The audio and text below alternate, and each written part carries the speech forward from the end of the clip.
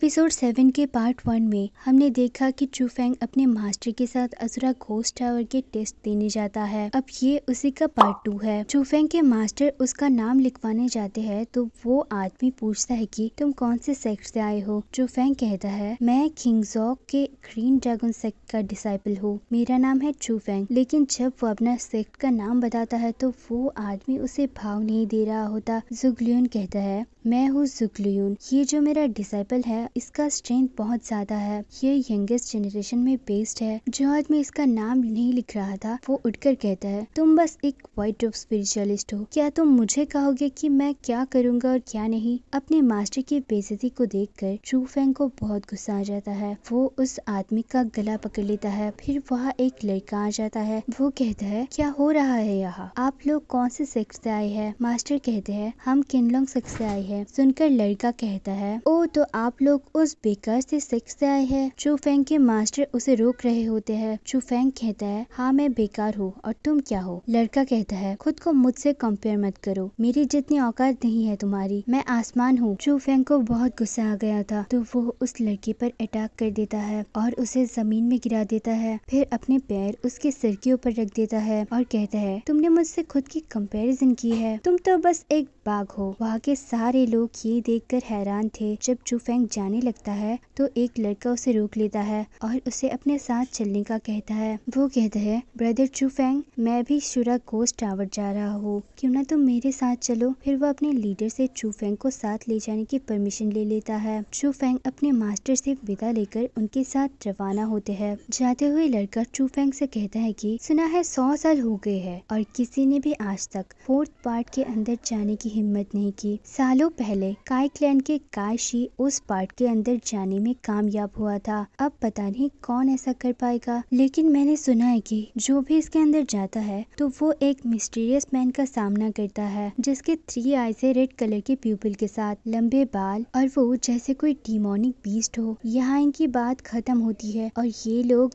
एक दूसरे को बाय कहकर टावर के दरवाजे से एंटर करते हैं। फर्स्ट पार्ट पानी का होता है जिसमें बहुत ही कोल्ड वाटर मौजूद होता है। जो भी कोई दूसरे पार्ट में एंटर करना चाहते हैं तो उनसे एक वेव आकर टकराता है उन्हें रोकने के लिए, ताकि वो टावर के अंदर ना जा सके। जो भी इंसान वेव से टकराता है वेव के दौरान उनको दोबारा जमीन पे भेज दिया जाता है। चूफेंग बहुत होशियारी से फर्स्ट पार्ट को करके दूसरे पे चला जाता है और ये दूसरा पार्ट स्पेस जैसा था। इस पूरे एरिया में बहुत से पत्थर हमें दिखाया जाता है। लोग एक पत्थर से दूसरे पत्थर पे चढ़ के वहाँ से गुजर रहे थे, लेकिन इसी बीच अगर वो कोई भी गलती करते थे तो पत्थर समेत नीचे गिर रहे थे। यहाँ हम एक लड़की को देखते हैं ब्लैक क्लॉथ में। ये लड़का उस लड़की की दोस्त है जिसको चूफेंग ने सबक सिखाया था थोड़ी देर पहले ही। ये लड़का अपने साथियों के साथ मिलकर चूफेंग को मारने की कोशिश करता है, लेकिन इनको चूफेंग के स्ट्रेंथ का पता नहीं था। चूफेंग तेजी से उन पर अटैक करके सबको नीचे गिरा देता है और फिर उनके लीडर को पकड़ के 2-4 थप्पड़ लगा देता है। फिर वो अपने आप ही नीचे गिर जाता है। उसके बाद चूफेंग तेजी से आगे की तरफ बढ़ता है और लावा बॉल के अंदर जाने लगता है। यहाँ ये एपिसोड खत्म हो जाती है।